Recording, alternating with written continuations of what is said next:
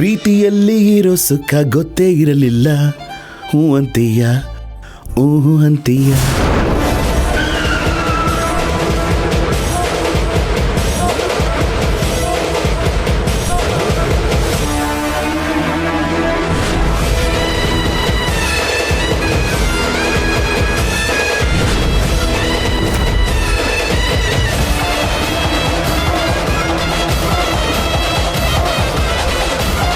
ಬನ್ನಿ ಬನ್ನಿ ಸರ್.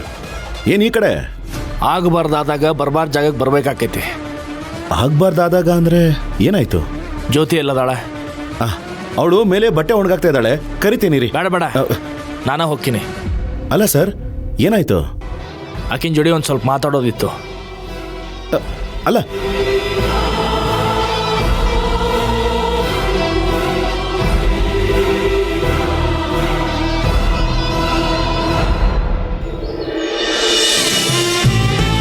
ಭವತಿ ಭಿಕ್ಷಾನ್ ದೇಹಿ.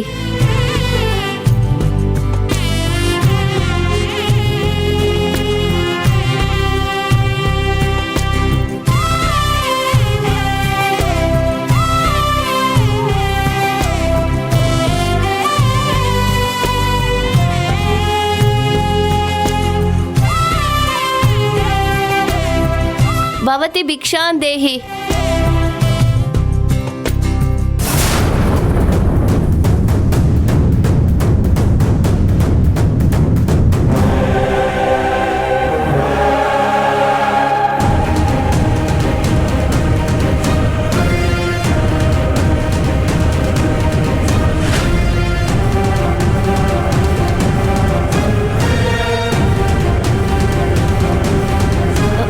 ಅಯ್ಯೋ, ಇಷ್ಟೆಲ್ಲ ಬೇಡವಾಗಿತ್ತಮ್ಮ. ಪ್ರಸಾದ ನನ್ನೊಬ್ಳಿಗೆ ಮಾತ್ರ ಮಾಡ್ಕೊಳ್ಳೋದು, ಇದು ನನ್ನೊಬ್ಳಿಗೆ ಜಾಸ್ತಿ ಆಯಿತು.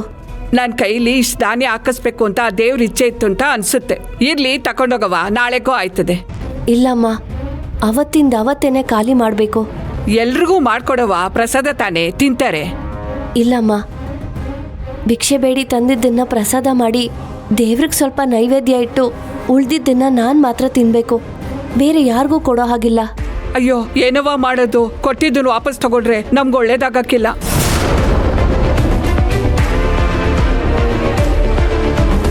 ಇರ್ಲಿ ಬಿಡಿ ಅಮ್ಮ, ದೇವ್ರಿಚ್ಛೆ ಏನಿದೆಯೋ ಹಾಗೇ ಆಗ್ಲಿ. ನಾನಿನ್ ಬರ್ತೀನಿ. ಹೋಗ್ಬಾಮ್ಮ.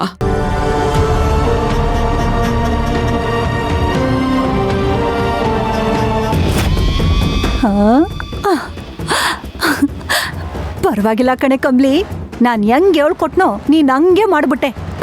ನಾನು ಕೂಡ ಆಟಯ್ಯ, ನಿಂಗೆ ಹೆಂಗೆ ಹೇಳಿದ್ನೋ ಹಂಗೆ ನಡ್ಕೊಂತೀನಿ.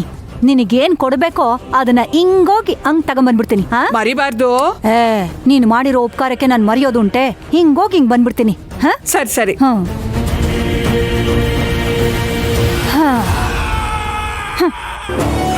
ತುಳಸಿ, ರಥ ಮಾಡ್ತೀಯ? ರಥ ಮಾಡು. ಇವತ್ತು ನೀನು ಮಾಡೋ ರಥ ಗೋತ ಹೊಡಿತದೆ.